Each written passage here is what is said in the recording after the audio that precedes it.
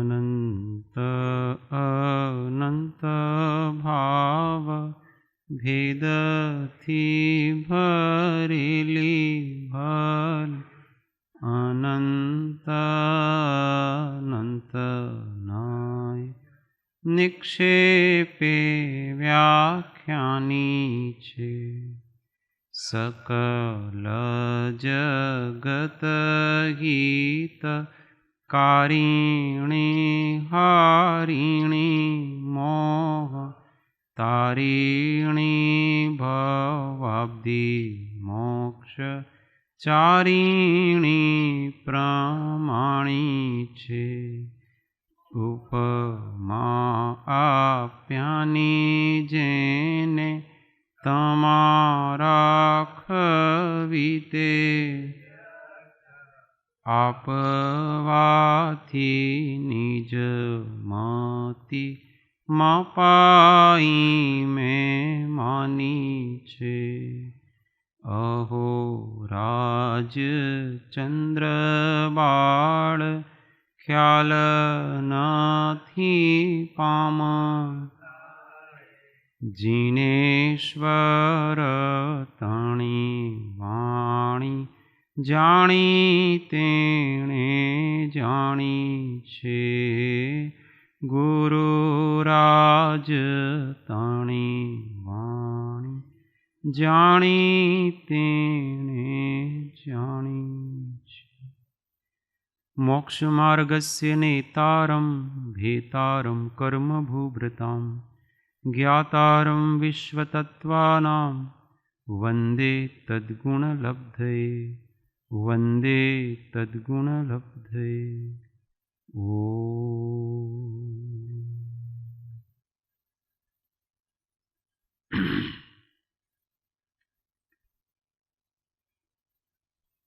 કોઈના મૃત્યુના સમાચાર સાંભળી અને આપણા મનમાં શું વિચાર આવવા જોઈએ?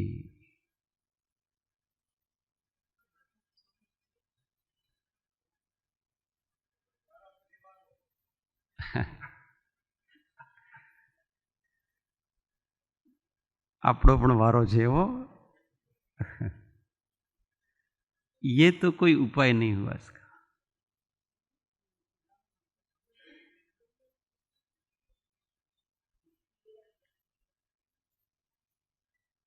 So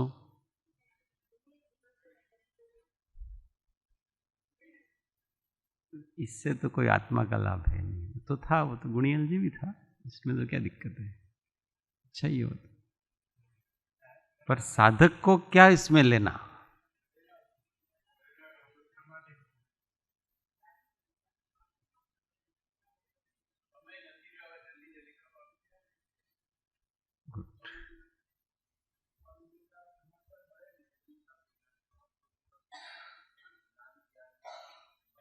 good. ऐसी दशा प्राप्त करने की भावना करनी चाहिए कि मरण का विस्मरण हो। अमरता कैसे प्राप्त हो उसकी भावना करनी चाहिए, उसका चिंतन करना चाहिए। वो तो अपना नंबर तो आएगा न, मरेंगे, इसमें क्या दिक्कत है? उससे कोई लाभ नहीं है अपने को, मरने से हमें कोई लाभ नहीं है और जीने से भी कोई लाभ नहीं हमको। ऐसी दशा प्राप्त की जाए कि हमको लगे ही नहीं कि हम मरें। ऐसी अभिक्षण स्वरूप जागृति की दशा प्राप्त करने का प्रयत्न करना चाहिए।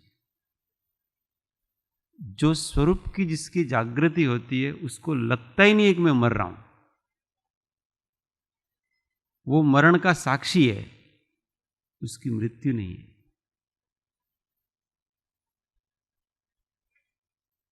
मैं कैसे मर सकता हूं? जिसको लोग मरना कहते हैं वो तो मैं हूं नहीं। ऐसा अभिक्षण स्वरूप की तरफ का जो उपयोग है उसको और अधिक तेज किया जाए। तो हमको डर समाप्त हो जाएगा। मृत्यु का भय तब तक है जब तक अविनाशी तत्व का भान नहीं। मृत्यु से व्यक्ति क्यों डरता है?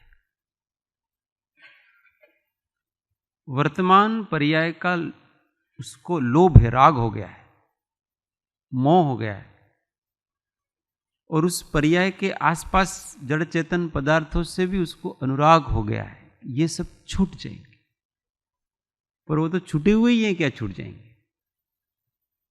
शरीर भी छूटा हुआ ही है, क्या छूटेगा?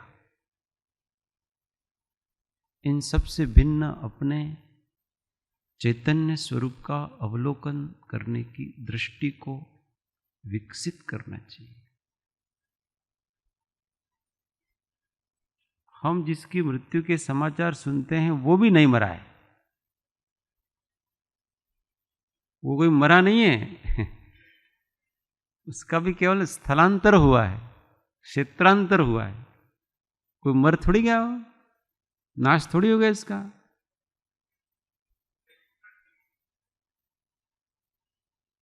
ऐसा अपने अंदर भास होना चाहिए, अब मैं नहीं मरूंगा, बहुत मरा, अब नहीं मरूंगा। क्यों? इतनी जागृति विकसित की जाए कि ये मैं की जागृति इतनी हो जाए, अपनी स्व की जागृति इतनी अधिक हो जाए कि वो हमेशा स्व संवेदन में ही रहे, तो कैसे मर सकते?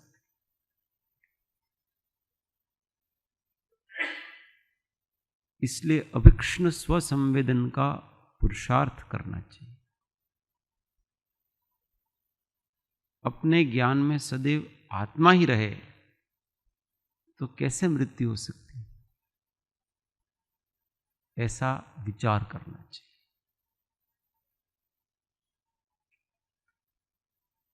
ऐसा जिसका दृष्टि होती है उसको मृत्यु से डर नहीं।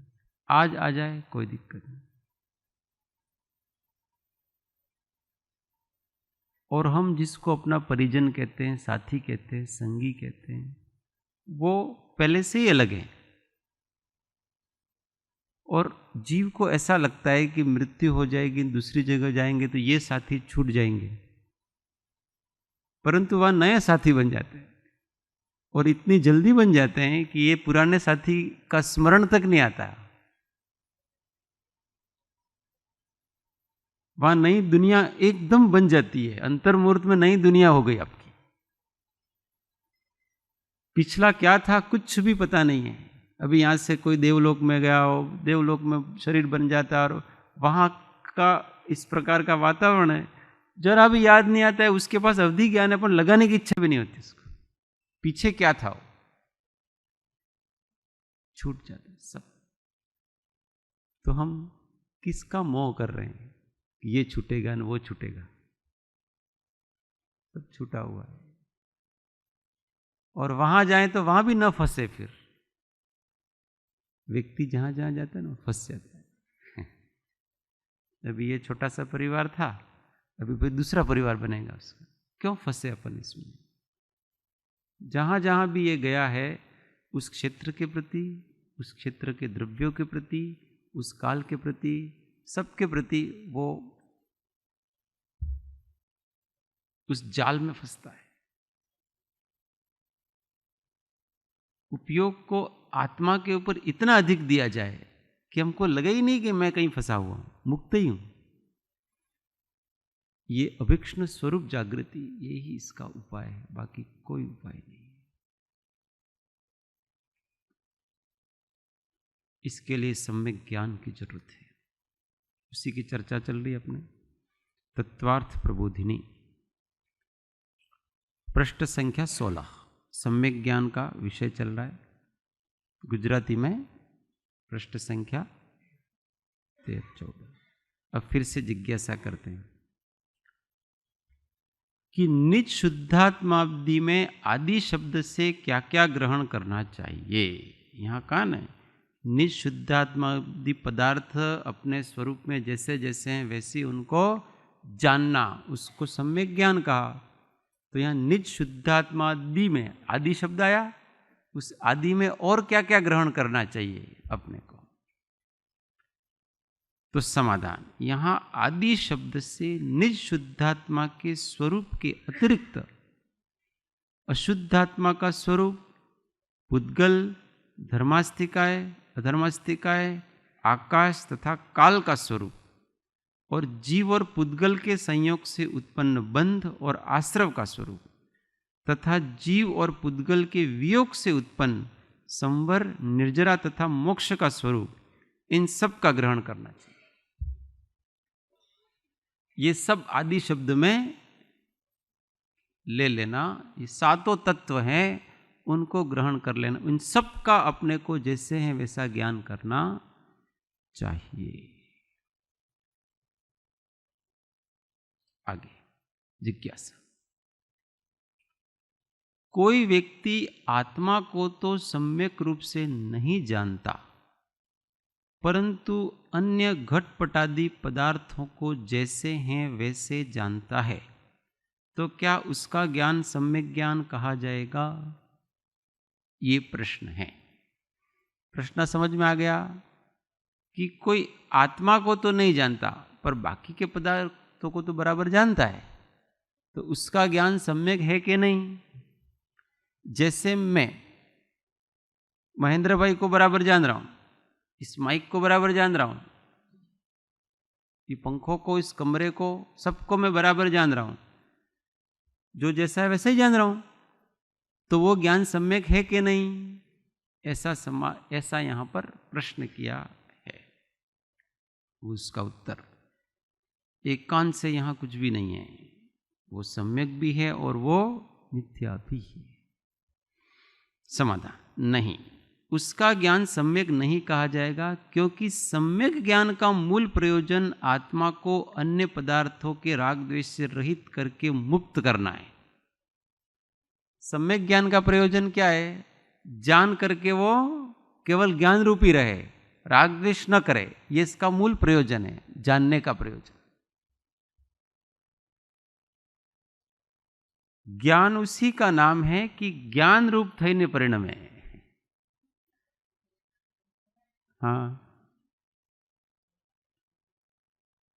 अगर राग द्वेष नहीं किए तो सम्यक ज्ञान है, और राग द्वेष किए तो सम्यक ज्ञान नहीं।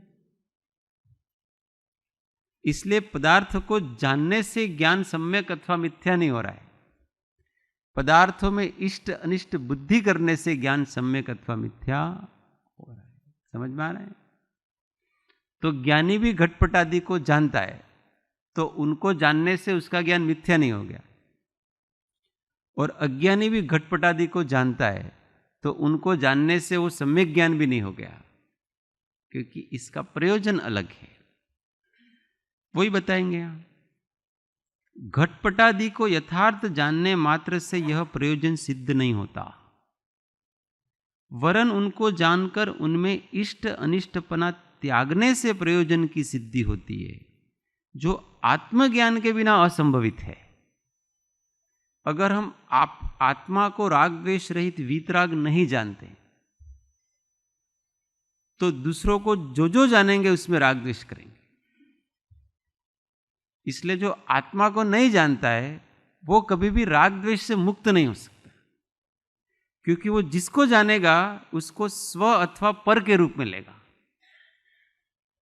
या तो उसको ये कि मेरा है, या उसको ये कि पराया है, और मेरे में राग होगा और पराये में द्वेष होगा।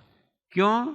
क्योंकि मूल मैं है, स्व है, उसको जान नहीं रहा है, तो बाकी किसी को तो स्वरूप में जानेगा, और जो उसको पसंद नहीं आए उसको वो पर रूप में जानेगा। जो इसके लिए हितकारी सिद्ध हो रहा है उसको स्व के रूप में जानता है, अहितकारी सिद्ध हो रहा है उसको वो पर के रूप में जान रहा है। और जब सही स्व समझ में आ गया तो बाकी सबको वो जैसे हैं वैसे ही जानेगा, न स्व जानता है ना पर जानता है।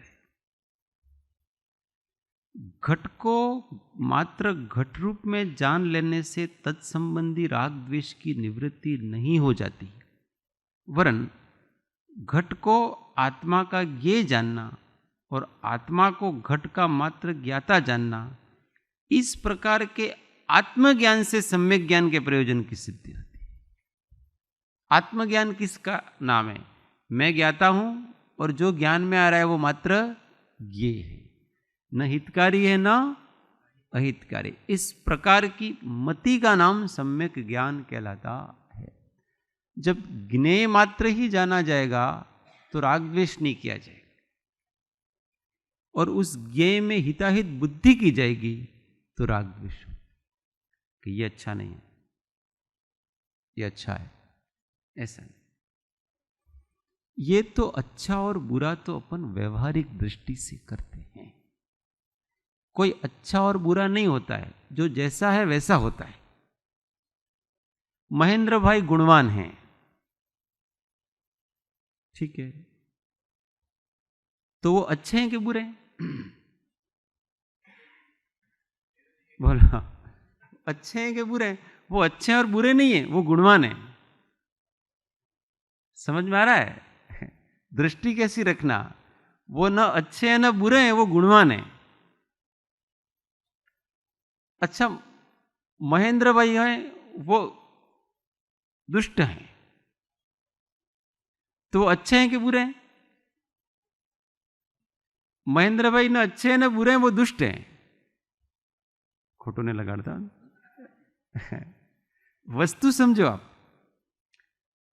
देखो, महेंद्र भाई गुणवान हैं तो वो खुद के लिए अच्छा है, उनके लिए। अपने लिए न अच्छा है न बुरा है। और महेंद्र भाई अगर दुष्ट हैं तो खुद के लिए बुरे हैं, अपने लिए न बुरे हैं न अच्छे। ये दृष्टि है, समझ में आ रहा है? परंतु ये दृष्टि नहीं होने के कारण से हम अपने लिए उनको बुरा और अच्छा मान लेते हैं, और इसलिए राग द्वेष होता है। दृष्टि डेवलप करें,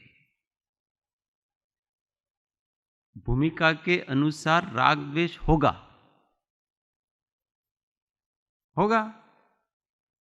कोई वस्तु अच्छी लगती है, मीठा अच्छा लगता है, तो उससे थोड़ा अनुराग होगा। और अपने को तीखा अच्छा नहीं लगता है तो उससे थोड़ा विराग अतिर होगी। परंतु दृष्टि में ऐसा नहीं होना चाहिए।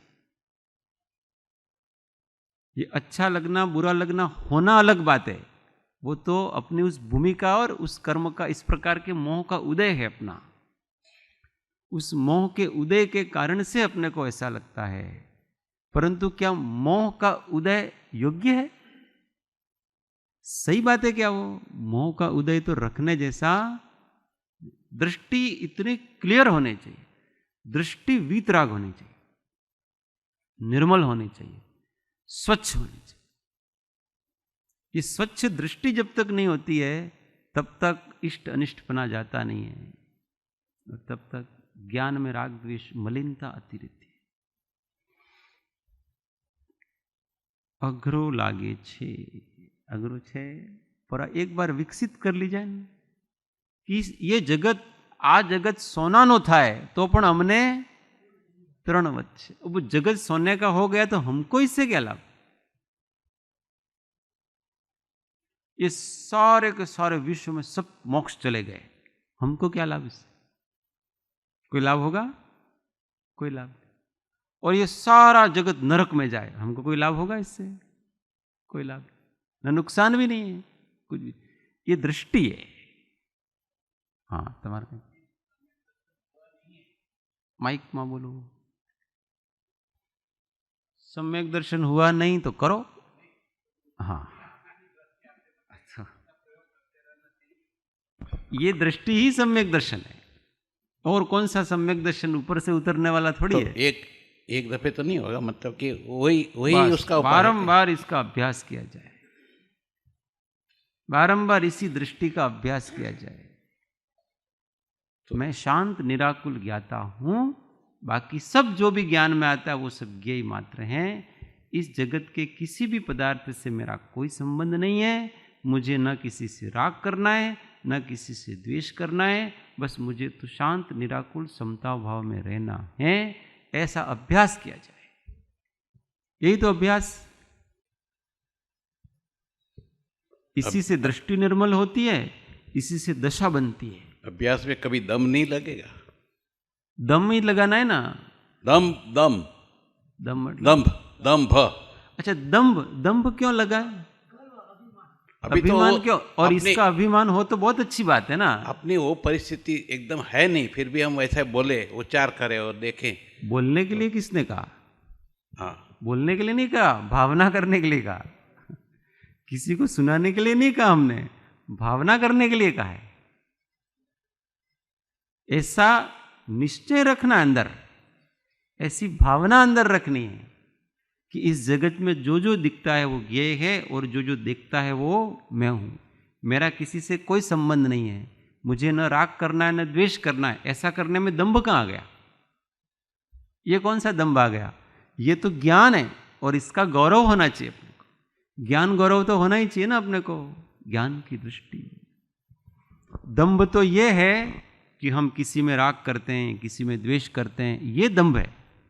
क्योंकि जो नहीं है ऐसा कर रहे हैं, इसी का नाम तो दंभ कहलाता है। दंभ मतलब दिखावा, और उसका फिर अभिमान, माया और फिर अभिमान, इसका नाम दंभ कहलाता है।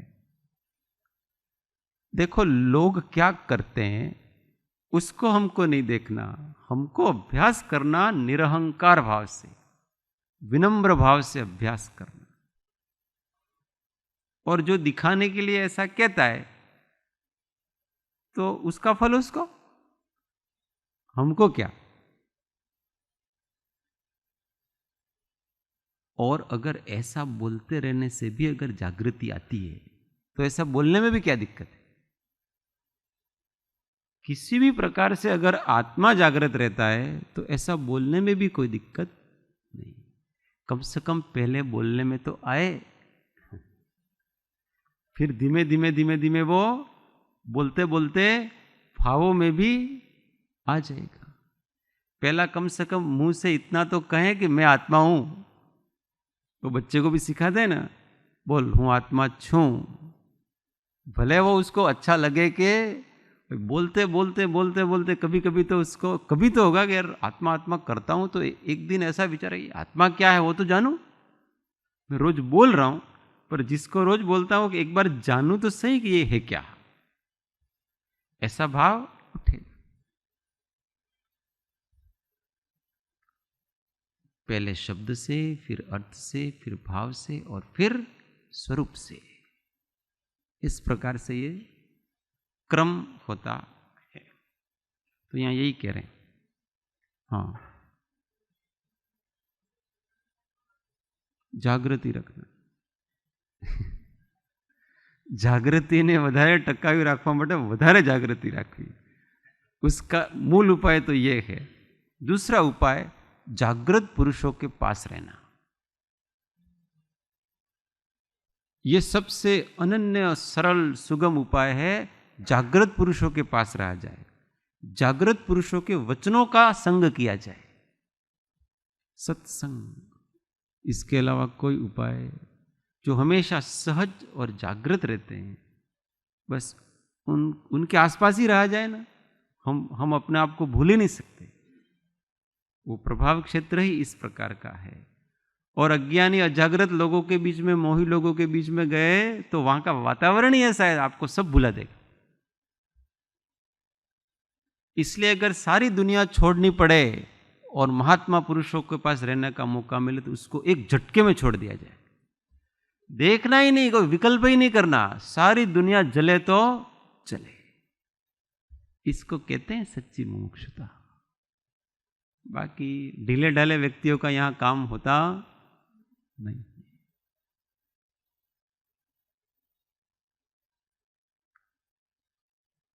वो राजस्थान में एक संत हुई, सहजोबाई, जैसे मीराबाई ने से हुए ना, ऐसे उनको उनकी विवाह हो रहा था।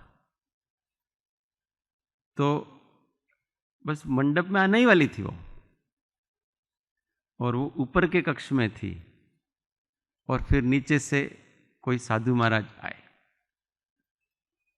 और साधु महाराज ने खिड़की से आवाज लगाई कि सहजो अब बहुत हो गया, अब चलो। और वो नीचे आई और सीधी उनके साथ चल दी। उसने कुछ नहीं सोचा और वो उनकी शिष्या हो गई। बहुत बड़ी संत हुई। उन्होंने कोई व्यवहारिक वस्तु नहीं सोची कि मैंने सगाई करने जा रही हूँ, मेरा ये मंडप हो गया, इसको क्या लगेगा, न उसको क्या लगेगा, न क्या लगेगा। जब आत्मा जागा तो सब कुछ भागा उसका। तो ऐसे वो किसका, समर्थ गुरु रामदास के बारे में।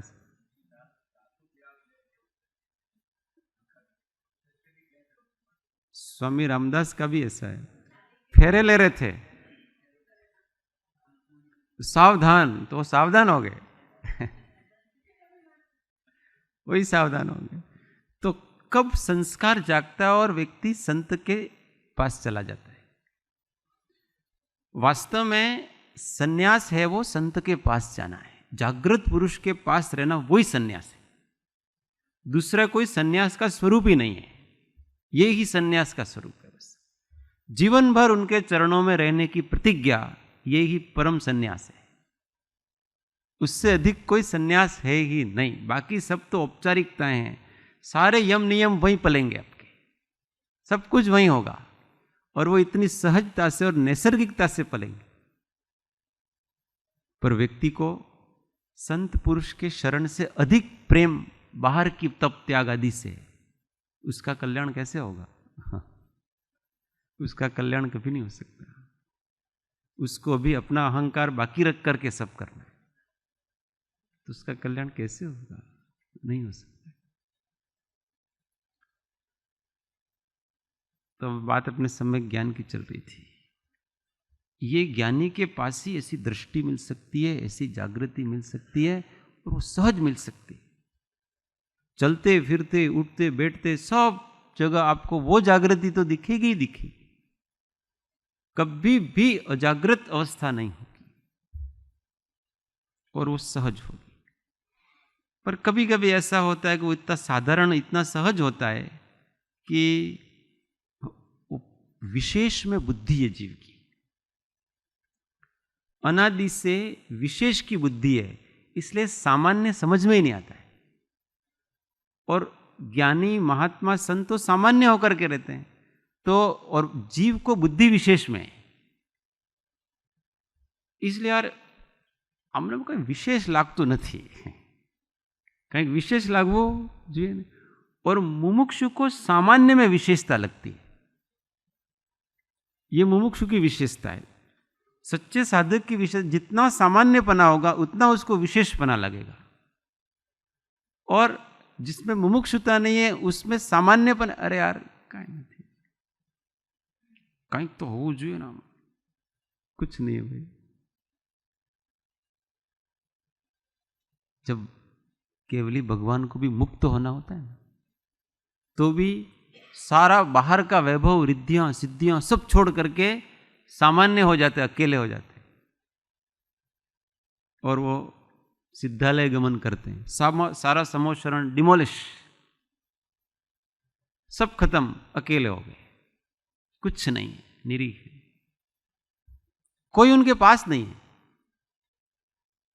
अकेले। अभी सारे इंद्र हाथ जोड़ के खड़े थे, सब, अब कोई उनके पास नहीं, अकेले, बस सहजावस्था है। उस अवस्था को, उसकी जो उपासना करता है उसी का कल्याण है। अतः अन्य घटपटादि का उनकी विशिष्ट पर्यायों से युक्त ज्ञान हो अथवा न हो, परंतु अपने आत्मस्वरूप के विषय में संशय विमोह विभ्रम से रहित ज्ञान हो तो उसे ही वास्तव में सम्यक ज्ञान कहा गया है। क्योंकि जो आत्मा को ज्ञायक स्वभावी जान लेने पर अन्य घटपटादि तो स्वयं ही सहज में ज्ञान के ज्ञेय रूप भासित हो जाते हैं। अगर आत्मा को सही जान लिया तो बाकी सब ऑटोमेटिक ज्ञेय, आत्मा को ज्ञाता जाना तो वो तो ज्ञेय हो ही गए, उन ज्ञेयों को जानने की भी जरूरत नहीं। वास्तव में ज्ञान का काम जानना नहीं है, ज्ञान का काम ज्ञाता होकर रहना है। वो तो अपने आप जानने में तो जानना प्रयत्न पूर्वक नहीं होता है, जानना तो उसका स्वभाव है। दीपक कोई प्रयत्न पूर्वक पदार्थों को प्रकाशित नहीं करता है, दीपक तो केवल जलता है और पदार्थ प्रकाशित होते। ये अभ्यास करना है, केवल ज्ञाता रूप रहने का अभ्यास करना है, जानने का अभ्यास नहीं करना है, नहीं तो फिर उपयोग ज्ञेय पदार्थ में जाएगा। केवल रहना आत्मा का स्वभाव है, कुछ भी करना आत्मा का स्वभाव नहीं है, वही सम्यक ज्ञान है। सकल ज्ञेय ज्ञायक तदपि निजानंद रस ली। कुछ भी हो रहा है तो उसको केवल जान लिया जाए, बस प्रयत्न पूर्वक नहीं। अगर वो जानने में आ गया तो जान लिया जाए, नहीं तो हमको तो जानना भी नहीं है, हमको तो केवल शांत होकर रहना है, और उसमें तो कोई दिक्कत ही नहीं है। इस सम्यक ज्ञान की परिणति शांति है, निराकुलता है, वीतरागता है। अतः बहुत से घटपटादि पदार्थों के ज्ञान से सम्यक ज्ञानी नहीं हुआ जाता, वरन अपने स्वरूप को जिन प्रणित यथार्थ रूप से जानने से सम्यक ज्ञानी हुआ जाता है। बहुत को जानने से नहीं हो जाता कि ये सारी दुनिया को जान लेने से सम्यक ज्ञानी नहीं हुआ जाता है, पर अपने स्वरूप को सम्यक रूप से अगर जान लिया, जिनेंद्र भगवान ने जैसा कहा है वैसा मैं हूं, ऐसा करके संभाव में आ जाना, इसी का नाम सम्यक ज्ञान कहलाता है। कहा भी है, जो ही सुदेण विजानती अप्पाणम जानगम सहावेण तम सुद केवली मिसिणो भणंती लोगपदी वयरा। प्रवचन सार 33 नंबर। अर्थात जो श्रुत ज्ञान के द्वारा अपने को ज्ञायक स्वभावी जानता है, उसे ही वास्तव में लोक के प्रकाशक ऋषियों ने श्रुत केवली कहा है। देखो, श्रुत केवली किसको कहा है? श्रुत केवली का मतलब सब श्रुत जानते हैं, उसको श्रुत केवली कहते हैं। पर यहां तो ये कहा है कि जो श्रुत के द्वारा अपने आत्मा को ज्ञायक स्वभावी जानता है, उसको श्रुत केवली कहा है। सारा श्रुत जानता है उसको श्रुत केवली नहीं कहा, उसको व्यवहार श्रुत केवली कहा। समय सार जो समस्त श्रुत को जानता है वो व्यवहार श्रुत केवली, और जो अपने को जानता है वो निश्चय श्रुत केवली। अब अपने को नहीं जानता तो सब जाना, तो वो कोई श्रुत केवली हुआ नहीं। श्रुत से केवल अपने आप को जानना, ये कितना सरल मामला है। परंतु जो सरल है उसमें उसकी ओर पुरुषार्थ कम है, कठिन कठिन है उसकी ओर पुरुषार्थ ज्यादा है जीव का। क्योंकि बाकी जब जानेंगे ना तो वो सब विशेष है, अपने को जानना है वो सामान्य है, और इसलिए जीव की अनादि से बुद्धि विशेष की तरफ है, सामान्य की तरफ उसकी बुद्धि आई नहीं। और इसलिए कृपालुदेव ने इतना सुंदर शब्द दिया, सहजात्म स्वरूप। आत्मस्वरूप कैसा है? सहजात्म स्वरूप।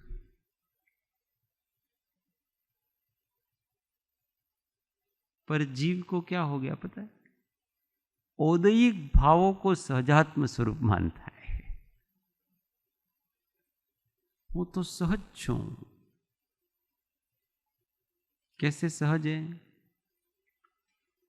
भूख लगती हो तो खा लेता हूं, प्यास लगती हो तो पी लेता हूं, किसी से मिलने की इच्छा होती तो मिल लेता हूं, चलने की इच्छा है तो चल लेता हूं, सोने की इच्छा होती है तो सो लेता हूं, जो जो भी इच्छा होती है वैसा कर लेता हूं। मैं बहुत सहज हूं।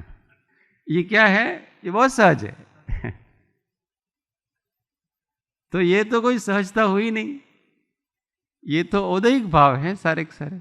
जैसे उदय हुआ वैसे कर लिया, मेरा जीवन इतना सहज चल रहा है अभी तो, बहुत मस्त चल रहा है जीवन, कोई तकलीफ नहीं है। ये तो पुण्य के उदय से आप जैसा जैसा चाहते हो, जैसे जैसे भाव होते हैं वैसा वैसा भोग मिलते जाते हैं, और निर्बाध रूप से जीवन चल रहा है, जैसे स्वर्ग में देवों का चलता है, भोग भूमि में मनुष्यों का चलता है, एकदम निराबाध रूप से भोग चलते हैं वहां, कोई बाधा नहीं है वहां, किसी का डर नहीं है, आतंक नहीं है। ऋषिक जमनातंकम दीर्घ कालोपलालितम नाके नाकोक्षाम सौख्यम नाके नाकोक्षम। इसका नाम सहजता नहीं है, सहज अपना स्वभाव। कुछ नहीं करने के बाद, विषय भोग नहीं करते हुए भी जो सहज आनंद है, कुछ करने से आता है वो असहज है। कुछ नहीं करने से, ज्ञान मात्र रहने से जो स्वरूप का संवेदन होता है वो अपना सहज स्वरूप है, उसकी दृष्टि।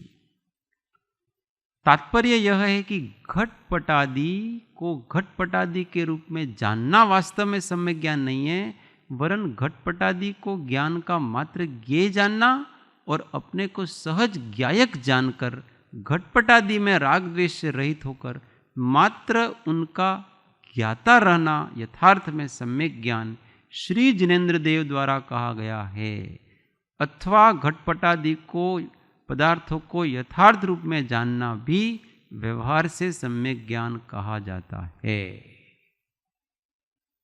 निश्चय से सम्यक ज्ञान क्या है? अपने आप को ज्ञायक जानना, बाकी सबको ज्ञेय जानना। और व्यवहार से केवल ज्ञान की अपेक्षा से जानना है, तो जो जैसा जान रहा है वो उसका सम्यक ज्ञान ही है। घोड़े को घोड़ा जानना वो सम्यक ज्ञानी है, गधे को गधा जानना वो सम्यक ज्ञानी है, हाथी को हाथी जानना वो सम्यक ज्ञान है, टोपी को टोपी जानना वो सम्यक ज्ञान है, जीव को जीव जानना वो सम्यक ज्ञान है, जड़ को जड़ जानना वो सम्यक ज्ञान है। ये व्यवहार की दृष्टि से तो जो जैसा जाना जा रहा है वो सम्यक ज्ञान ही कहा जाएगा, ज्ञान की अपेक्षा तो। पर दर्शन की अपेक्षा से ही ये सम्यक और मिथ्या होते हैं। अगर उसमें इष्ट अनिष्टपना है तो फिर वो मिथ्या ज्ञान हो जाएगा सारा का सारा, क्योंकि उसका मूल प्रयोजन है, उस मूल प्रयोजन की सिद्धि होती नहीं। इसलिए अपन जो भी जाने उसको केवल जाने, जो जैसा है वैसा जाने, और दृष्टि में राग द्वेष की उत्पत्ति न हो। देखो कोई बहुत दुष्ट व्यक्ति, दुर्जन व्यक्ति, उसको भी केवल दुर्जन है ऐसा जान लिया जाए, उसके साथ संबंध स्थापित न किया जाए। जब हम उसके साथ संबंध स्थापित करते हैं कि ये हमारे लिए हानिकारक है, इसके लिए हानिकारक है, उसके लिए हानिकारक है, ये हमको उसके प्रति द्वेष पैदा होगा कि नहीं? आतंकवादी के प्रति आप अपने को द्वेष पैदा होगा कि नहीं? क्यों हो रहा है आतंकवादी के प्रति द्वेष? इसलिए हो रहा है क्योंकि यूं लगता है ये किसी के लिए हानिकारक है, देश के लिए, समाज के लिए, अपने लिए हानिकारक है। तो ये सब व्यवहारिक दृष्टियां हैं। वो जिस को हानि पहुंचा रहा है वो पदार्थ का वास्तविक स्वरूप नहीं, वो अपने को भी हानि पहुंचाएगा। किसको हानि पहुंचाएगा? इस शरीर को हानि पहुंचाएगा, हमको हानि पहुंचाएगा। वो गोली मार दे, यहां आतंकवादी घुस गए, ठीक है, और गोली मार दी, कहां लगेगी गोली? आत्मा को लगेगी कि शरीर को लगेगी? तो हमारे लिए वो अनिष्टकारी कहां हुआ? वो तो शरीर के लिए अनिष्टकारी है। पर हम इस शरीर को जब अपना मानेंगे तो हम उसको अपने लिए अनिष्टकारी मानेंगे, और इस कारण से उससे द्वेष होगा। देखो, द्वेष के मूल देहात्म बुद्धि है। राग और द्वेष का मूल ही देहात्म बुद्धि है। इसलिए कृपाल देव ने कहा छूटे देहाध्यास तो नहीं करता तू कर, नहीं भोगता तू देह नो, एज धर्म नो मर। देहाध्यास किसी न किसी प्रकार से छूटे, और ये देहाध्यास जब तक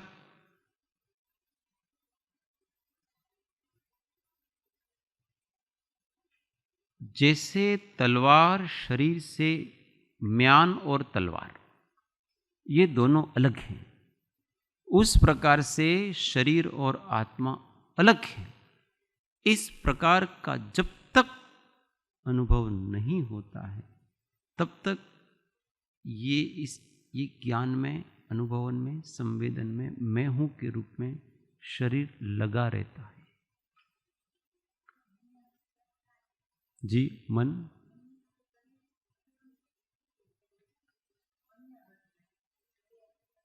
को हर्ट होता है। मन क्या है? अहंकार। ईगो हर्ट हो रहा है अपना, वही तो अपना स्वरूप नहीं है। वो अपना स्वरूप, जिसको हर्ट होता है वो अपना स्वरूप नहीं है। ज्ञान को कभी हर्ट नहीं होता है, अहंकार हर्ट होता है, चोट पहुंचती उसको। वास्तव में देह, आत्म, बुद्धि ये अहंकार है। शरीर से भेद ज्ञान नहीं किया जा रहा यहां। वो शरीर को अपना मान रहा है। इस प्रकार का जो अहंकार है उसका नाम मिथ्या ज्ञान है। इस नाम रूप को अपना मानने की इस जो बुद्धि है ना, वो अहंकार है, वो मिथ्या ज्ञान कहलाता है, वो अज्ञान कहलाता है। इसलिए तो चोट पहुंचती है। किसको? शरीर को चोट नहीं पहुंच रही है, अहंकार को चोट पहुंच रही है। और जब तक अहंकार जीवित है तब तक एक कदम भी आगे नहीं बढ़ा जा रहा। प्रयत्न धीमे धीमे भेद ज्ञान के द्वारा ये प्रयत्न किया जा रहा है कि जिसको अच्छा लगता है, जिसको बुरा लगता है, वो अहंकार है, वो मन है। अहंकार के अतिरिक्त वासना और अहंकार ये मिल करके मन बनता है। इसके अतिरिक्त मन का कोई स्वरूप नहीं है। और ये दोनों अनात्मीय हैं, दोनों आत्मा नहीं है। वासना, ये दोनों मिलकर के मन है। और वास्तव में तो वासना भी दूसरे नंबर पे, अहंकार पहले नंबर पे। मन का प्रथम स्वरूप अहंकार है, और इसी से फिर वासनाएं आती, राग द्वेष इससे उठते हैं। ये तो क्या है कि अलग अलग कार्य के आधार पर मन, बुद्धि, अहंकार ये नाम बता दिए। जब संकल्प विकल्प करता है तो उसी को मन कहते हैं। जब वो कुछ सोच विचार करता है तो उसी को बुद्धि कहते हैं। जब वो मैं हूं ऐसा भाव करता है तो उसको अहंकार कहते हैं। जब संचित संस्कार जिसमें पड़े रहते हैं तो उन संस्कारों को चित्त कहा जाता है। अलग अलग नामों के, ये सब एक ही है। और ये आत्मा का अशुद्ध स्वरूप है, ऐसा जानना चाहिए।